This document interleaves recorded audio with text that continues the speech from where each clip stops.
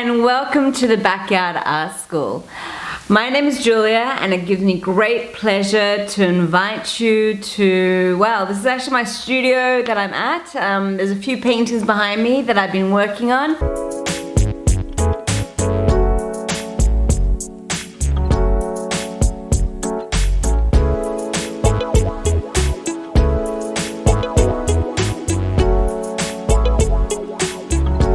Last week was my birthday celebration week and it became larger than what I was expecting it to be. My partner took me away for a wonderful weekend away, and my families were celebrating with me as well with dinners, and I was spoiled immensely. And with the last video I was also working towards for my birthday gift to you was the Earth Guardian Creative for Kids series, and that has been something that I've been working on for the last couple of weeks, and it's going to be released this 7th of September, which is the National Threatened Species Day. It is going to be a free online course which will be forever changing and added to over the years. Once you subscribe, you'll be notified of new classes, and then some classes will be taken off again and then added to. So it'll be an ongoing changing online course, but by subscribing you'll be notified of any of those changes.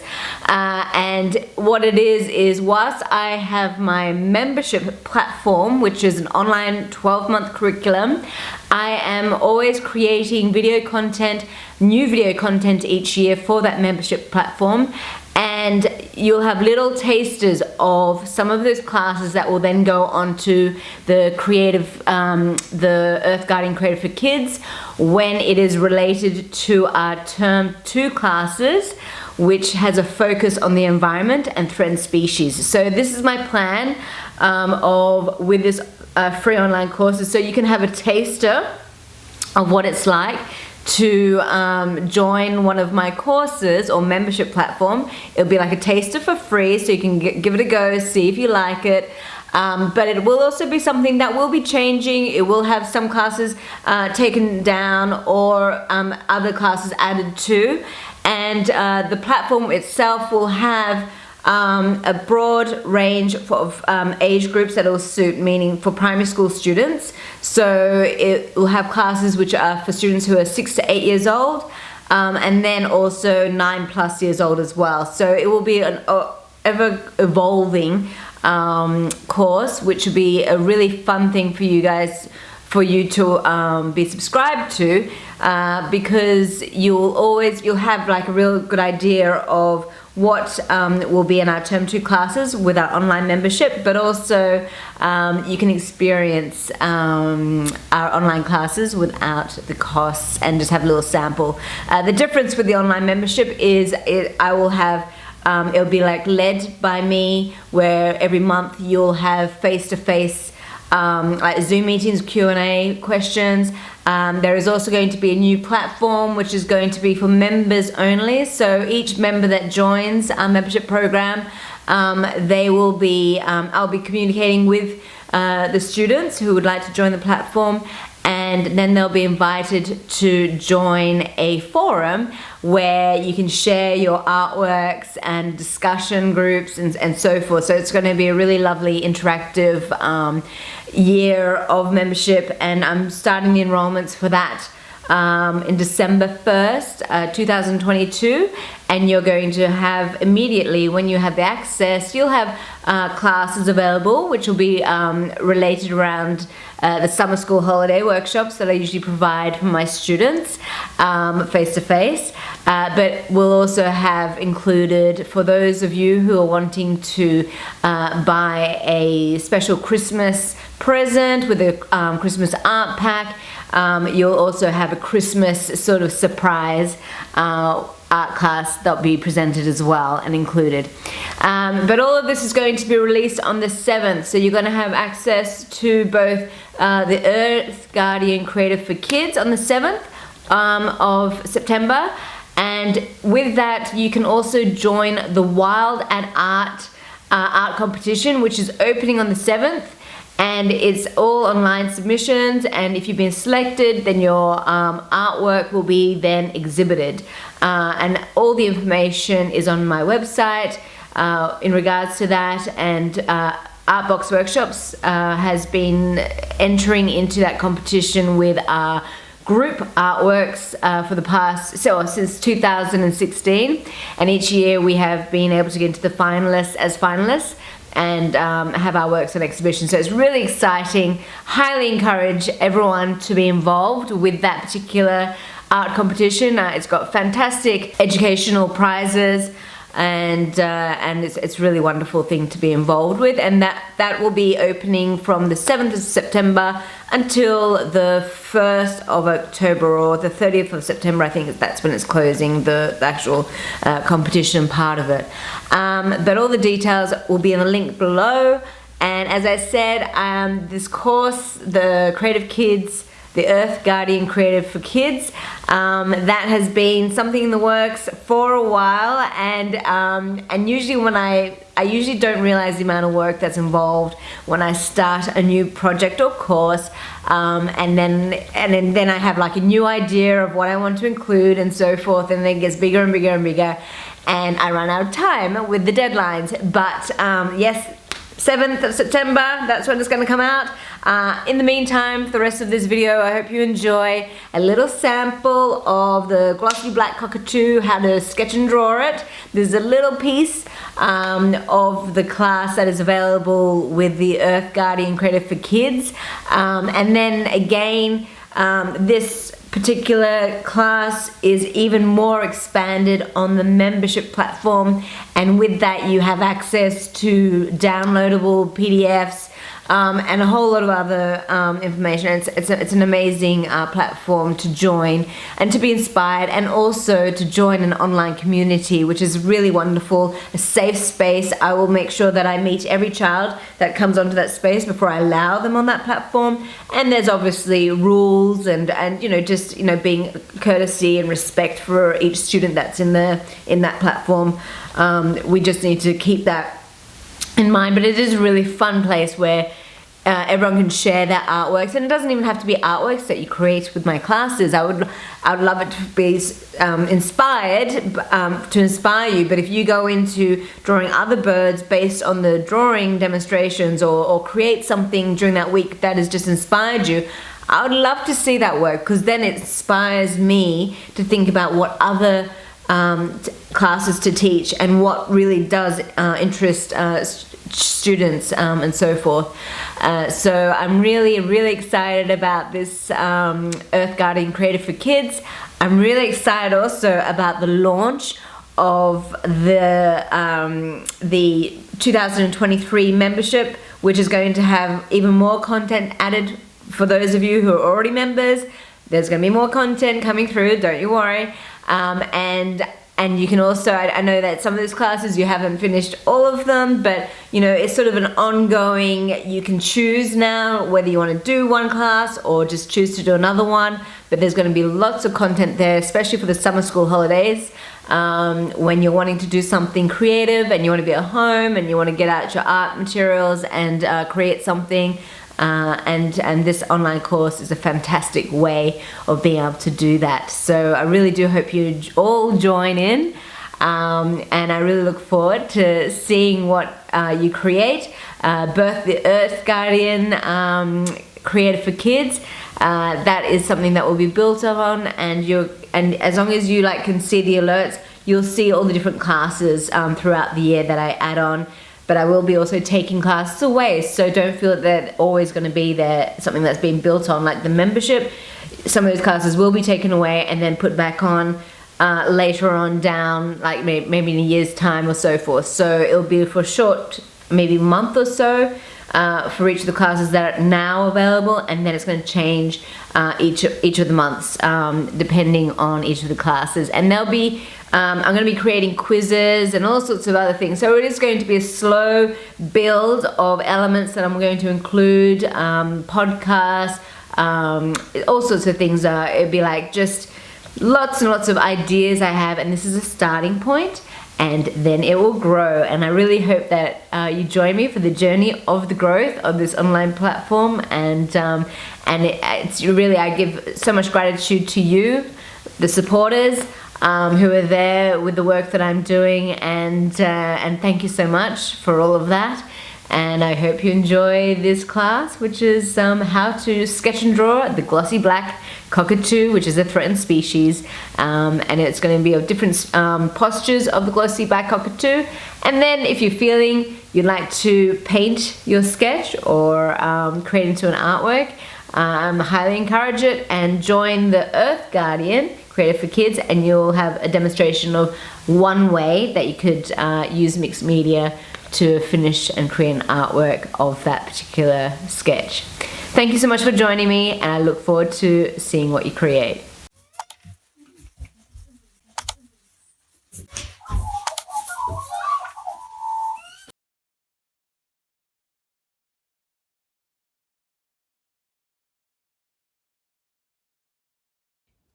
Hello and welcome to looking at the glossy black cockatoo. It is one of the smallest of the 5 native black cockatoos in Australia. It does have unique colouring compared to the other ones, which I'll be showing you when we start to paint the cockatoo. With the first classes, we're going to be learning how to draw and also draw the environment that the cockatoo lives in. Again, it will be very similar to the last class, where I'll be showing you how to draw the cockatoo separate to the landscape, and then also working out what's the composition you like to do.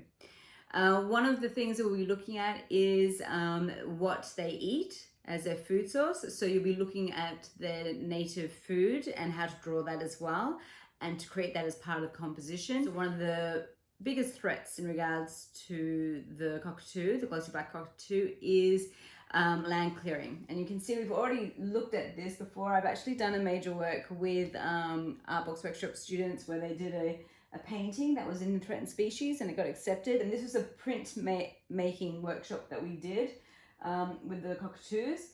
So we're going to be using watercolors and crayons, as well as pencils again with these classes. And I would love it if you can do it on an A3 piece of paper. A4 is small, but I prefer it to be bigger because it'll make it easier for you to be able to draw everything in. And I really hope that you enjoy the class, and I look forward to seeing what you create.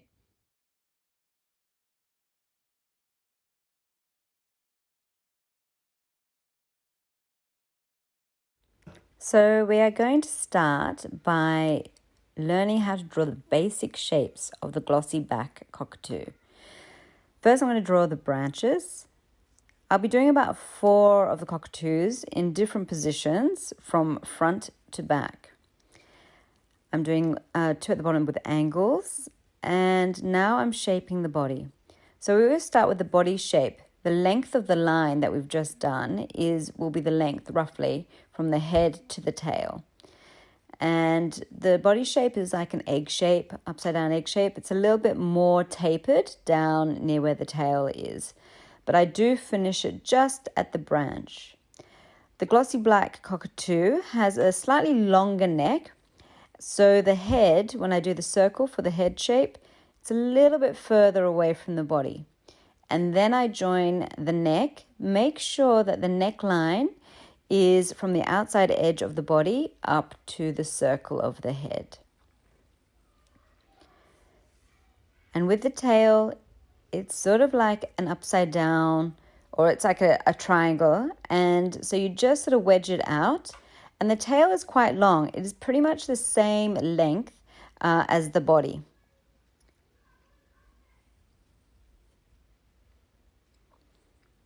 And as for the beak, I usually start off with the basic shape of a circle.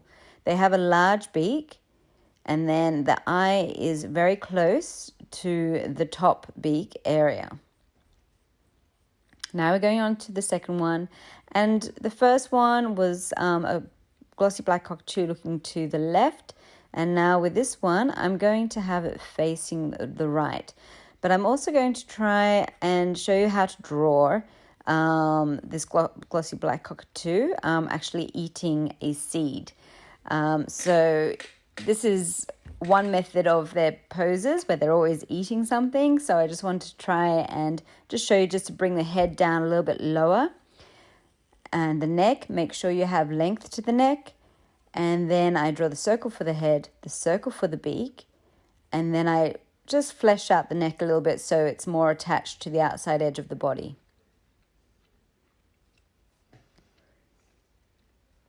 Now I'm going to go over and I'll do a sidewards posture, so as if it's reaching out. Again, just follow the same line, the center line, and do a egg shape, upside down egg shape, which is slightly more tapered towards the tail. And again, you sketch in the head, which is slightly further away because it's got a little bit more length for the neck. And then you flesh out the neck so that it goes from the outside edge of the head to the outside edge of the body. And then again, I'll do a circle for the mouth. I'd really like you to practice this, the basic shapes, and try the different postures. And then you have the wedge for the tail, following that center line again. Again, it's the length of the body. So it'd be the similar sort of length as what the body length is. And then we sketch out the basic shape for the tail. Always sketching lightly so you can rub it out.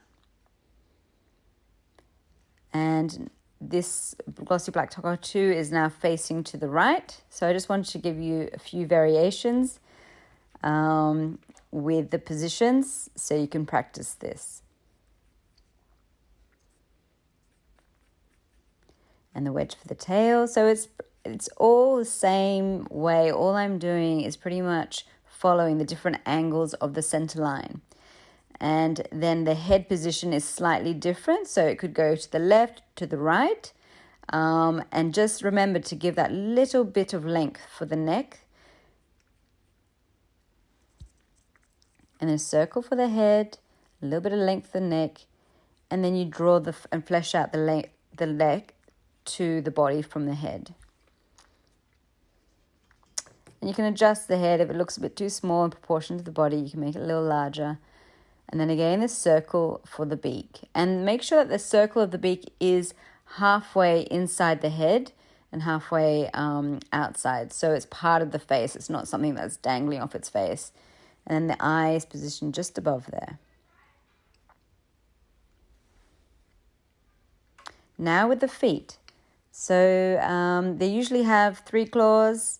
They have 2 claws which grips onto the front of the branch. So I just do little sticks for that. And I'm going to have this other claw going up to the mouth or the beak of the bird as if it's eating a seed. And I'm going to have that bird on the left facing the back, so you'll have a back view for when we finalize the drawing, and then just the 2 little feet for the front of this one.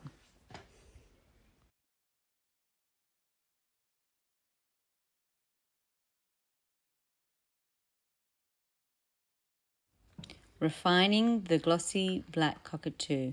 First, rub out all of the center lines that we had before as a guide for the length of the cockatoo.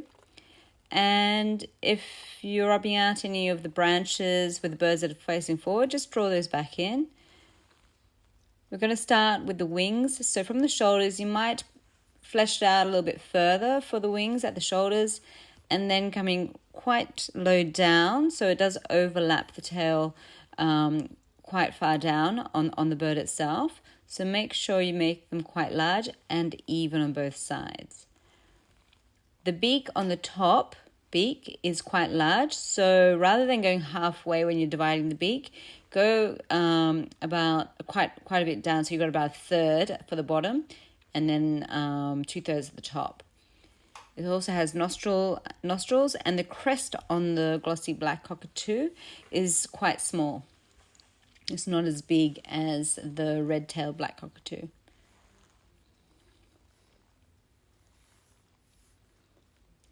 Now, when you're doing the wing feathers, we're going to get build up some definition with that. So at the very bottom, you'll find that you do a large one, and then you'll build it up to a little bit smaller with 2, and then go further up to making it smaller and smaller the further you go up the back of the cockatoo. We will be drawing these next week in and with a darker black, and then overlaying with watercolor for it. So you'll have some sort of contrast in seeing the definition of the feathers. And on the other side of the wings, make sure you also go in the direction of where the shoulder is. So sort of aim all your feathers to be going up along to the direction of the shoulder of the bird. It's not just going straight up, it goes to an angle.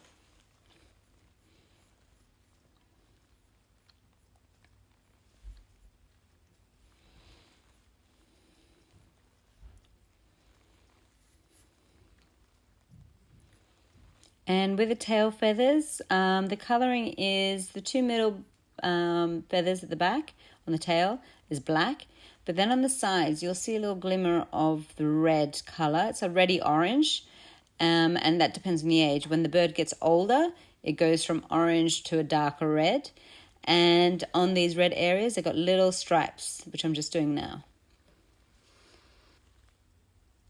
And we're now working on the bird that's facing forwards, so you will flesh out the wings, but you'll be developing more of a wing pit. And make sure you go right down the side, quite streamlined. And we're now doing the other side as well with the wing. And make sure you just finish it off going all the way down. Now, as for the wing pit, don't do the wing pit going right up to the very top. Make sure you rub out a little area so you can see that the wing is actually being attached to the top. And again, I'm just doing a slight little crest on the top of its head. It's only small. You're just fleshing out a little bit more with the feathers for a bit of detail.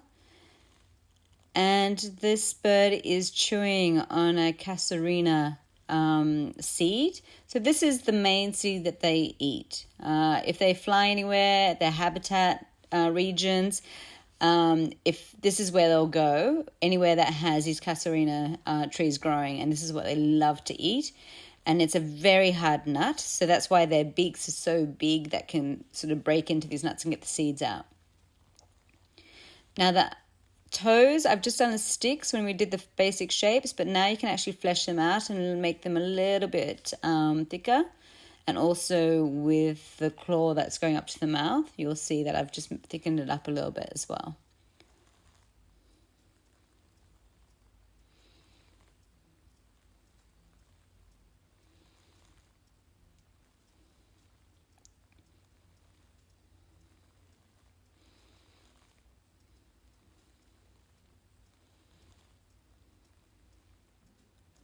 And when you're looking at the tail feather from the front of the bird, it does have a little bit of a V coming down from the tummy, which is black. But then the tail feathers from the front view, you can actually see the color of red quite predominantly. So each of these feathers, when you divide them up, try and start from the middle and then work your way out. And each of the 4 feathers from the front, you'll see them all as having that red on them, and also the stripe marks, the stripe black markings on it as well, which we'll work on next week. So just draw in the stripes where I draw them, and then we'll work up getting the colours and everything for next week when we actually use the watercolours and also the crayons.